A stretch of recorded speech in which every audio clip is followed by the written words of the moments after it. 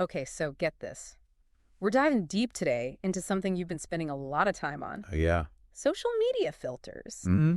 And you sent me like a ton of research and articles and videos. Yeah. I went down a rabbit hole. Yeah, you did. And there's this one YouTube video specifically from Netcoff TV. Huh? And let me tell you, it's pretty eye-opening. Oh, yeah. Like, they really go all in on the potential dangers of these filters. Ah. And it's kind of like on the surface, yeah, they're fun. Right. But how are they really like truly affecting us, Yeah. you know? Well, it's interesting because they've become almost like the norm on these platforms. Right. Like Instagram and Snapchat, like you almost expect them. Yeah. It's not even just like adding a little sparkle anymore. Yeah. It's a whole... Yeah, it's like who hasn't played around with changing their eye color or, Exactly. you know, smoothing out their skin or Yeah. whatever. And the Nakoff TV video, like, really digs into this. Like, they highlight how easy it is to, like, completely change how you look. And they use this phrase, unrealistic image of beauty and perfection. Yes. And it just got me thinking, like, are these filters messing with our heads? Yeah, You know?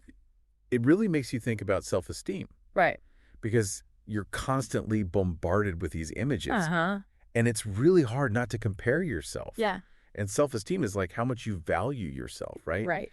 And so seeing all of these perfect images Yeah. can really start to chip away at your own self-esteem. It's like setting this impossible standard Totally. no one can reach. Right. And the video goes on to talk about like an even bigger concern, Okay. body dysmorphia. Mm. Have you heard of this? Yeah, so body dysmorphia is a mental health condition Okay. where somebody is fixated on perceived flaws in their appearance. Okay. So they might spend hours staring in the mirror Wow. or avoid social situations because they're so self-conscious about how they look. Right. And for people who already struggle with body image issues, these filtered images can be really triggering Oh, for sure. because it's like this constant reminder of this ideal that they feel like they can't achieve. Right. And they don't realize that it is literally Exactly. made out. It's an algorithm. It's not real. Yeah. Yeah, the video really emphasizes that. Yeah. That these images are not real. Like they're literally created by computers Yeah. to present like a specific look. And it Yeah. makes you wonder, like, if we're constantly seeing these altered images, Hmm? are we even able to recognize real beauty anymore? That's a good question. The beauty of diversity, Right. you know, the beauty of imperfections. Like, are we losing sight of that? Totally, yeah. Because we're so used to seeing everything airbrushed and Yeah. perfect. And the video really emphasizes that, like, real beauty comes from diversity and difference. Yes. Not from conforming to some, like, digital ideal. Exactly. And, you know, this whole conversation about filters Uh-huh. makes you think about the broader issue of mental health. Yeah. Right. Yeah, it's just about body image. Right. It's like you think about the pressure to conform to these ideals. Yeah. And it's no wonder it can lead to like anxiety and Exactly. just erode your self-confidence. Totally. And the video highlights this point that Yeah. children and teenagers who are still developing their sense of self Right. can be particularly susceptible to these negative effects. Yeah. They're especially vulnerable Yeah. because their brains are still developing. And Right. And they're trying to figure out who they are and Right. where they fit in. Right. And so these images can really have a profound impact on how they see themselves. Yeah. So it's like these filters might seem harmless on the surface, but the deeper you dig, you start to realize they could be like messing with how we see ourselves and the world around us. For sure. It's pretty crazy to think about. It is a lot to unpack. Yeah, it is. Yeah. Yeah, and that's why the video like calls on parents, to step in. They need to be monitoring social media use. Mm-hmm.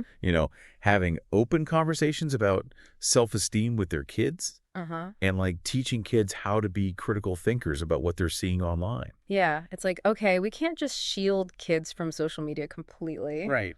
But we can give them like the tools to navigate it in a healthy way. Exactly. You know? And the video actually offers some like hope, Oh, okay. like some practical alternatives to this filter mania. Okay, I like that. So, they talk about using photo editing apps Uh-huh. that offer more subtle enhancements, Okay. like adjusting the lighting in a photo or cropping it Right. instead of like completely morphing your feature. Right. So it's like finding that balance between, enhancing a photo Yeah, and creating like a whole new you, exactly. which brings up something else that I thought was interesting. Okay.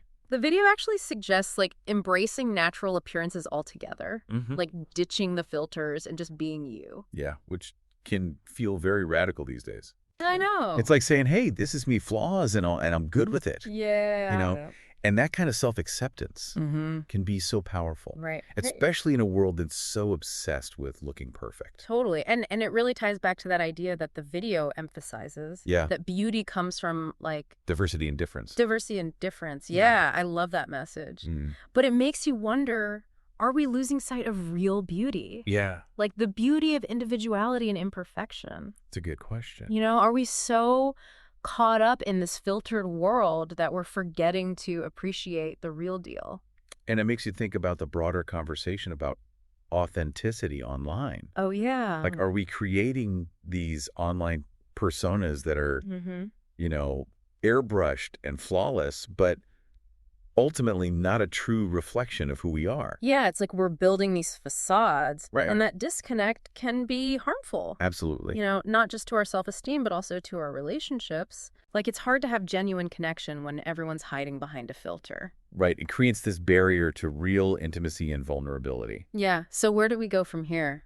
That's the million-dollar question. I know. I think it starts with awareness. Okay. Like, recognizing that these filters exist, Right. understanding how they can impact us, and being mindful of how they might be influencing our perceptions. Yeah, it's about taking a step back and asking ourselves, like, am I comparing myself to an unrealistic standard? Exactly. Am I letting these filtered images dictate how I feel about my own appearance? Right. And if the answer is yes, then it might be time to reevaluate our relationship with social media. Interesting. Maybe unfollow accounts that make us feel inadequate. Okay. Or take a break from certain platforms altogether. Sometimes you just need to unplug. Yeah, Yeah. But it's also important to remember that we have a choice. absolutely. Like, we don't have to buy into this culture of filtered perfection.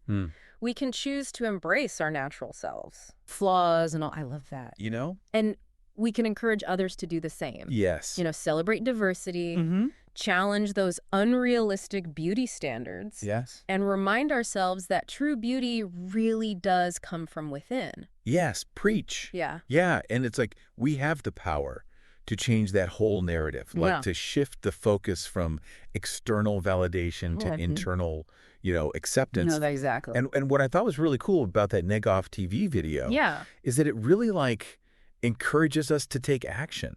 It's like, hey, we're not just passive consumers of this filtered reality. Right.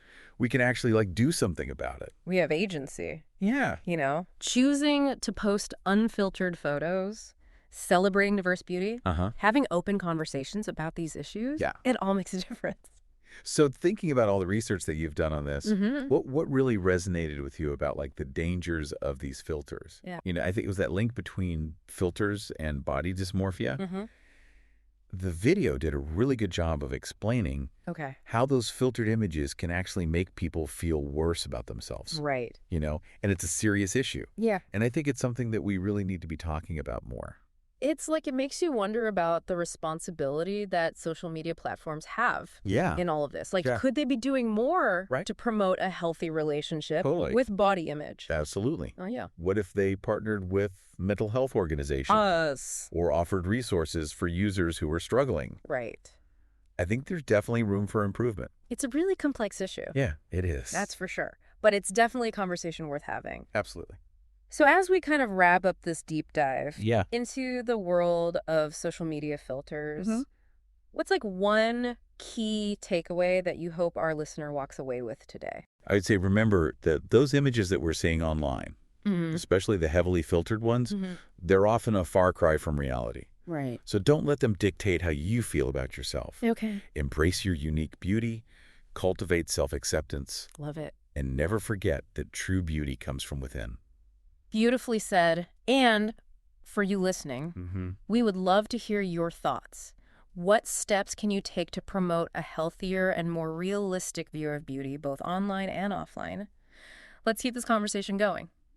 Thanks for joining us for this deep dive. Thanks for having me.